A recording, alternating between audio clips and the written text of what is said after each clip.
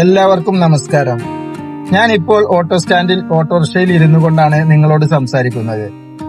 നമ്മുടെ നാട്ടിൽ ആരെങ്കിലും എവിടെയെങ്കിലും ഒന്ന് പെട്ടുപോയാൽ അവർ ആദ്യം വിളിക്കുന്നത് നമ്മളെ ആയിരിക്കും. എന്നാൽ രാപ്പകലില്ലാതെ വിയർപ്പൊഴുക്കി ഓടുന്ന ഈ ഓട്ടോക്കാരന്റെ ജീവിതം ഇന്ന് എത്ര വലിയ പ്രതിസന്ധിയിലൂടെയാണ് കടന്നു പോകുന്നത് എന്ന് നിങ്ങൾക്കറിയാമോ? ഞങ്ങൾ ഒരു ഓട്ടോ സ്റ്റാൻഡിൽ വണ്ടി കൊണ്ടുപോയി ഇട്ടാൽ ഞങ്ങൾക്ക് പിന്നിൽ തന്നെ കാണാം 10, 15, 20 അതിൽ കൂടുതലും വണ്ടികൾ ഉണ്ടാകാറുണ്ട്. ആ ക്യൂവിൻ്റെ ഏറ്റവും പിന്നിൽ കിടക്കുന്ന വണ്ടി അല്ലെങ്കിൽ നടുവിലായിരിക്കാം.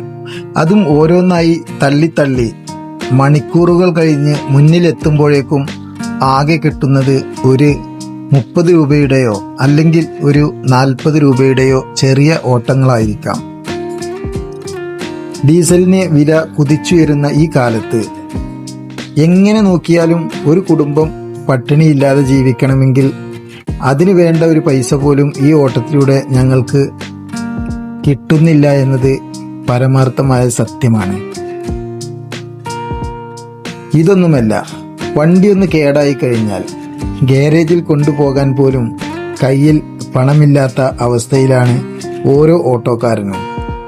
അതുകൊണ്ട് തന്നെ മിനിമം ഓട്ടോ കൂലി ഒരു 50 രൂപയെങ്കിലും ആക്കണമെന്ന് അധികാരികളോടും യാത്രക്കാരോടും ഞങ്ങൾ വളരെ താഴ്മയോടെ അഭ്യർത്ഥിക്കുകയാണ്.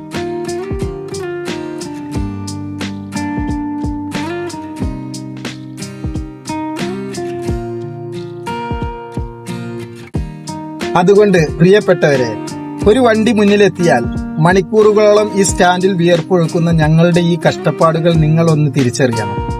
കുടുംബം പുലർത്താനും മക്കളെ പഠിപ്പിക്കാനുമായി രാപ്പകലില്ലാതെ പണിയെടുക്കുന്ന ഈ സാധാരണ മനുഷ്യരെ നിങ്ങളുടെ സ്നേഹവും പിന്തുണയും കൊണ്ട് ചേർത്ത് പിടിക്കുക. ഈ വീഡിയോ കണ്ടിട്ട് നിങ്ങളുടെ അഭിപ്രായങ്ങൾ എന്തായാലും താഴെ കമന്റ് ചെയ്യുക. അതുപോലെ മറ്റുള്ളവരിലേക്കും കൂടി ഇത് എത്തിക്കുക. നന്ദി, നമസ്കാരം.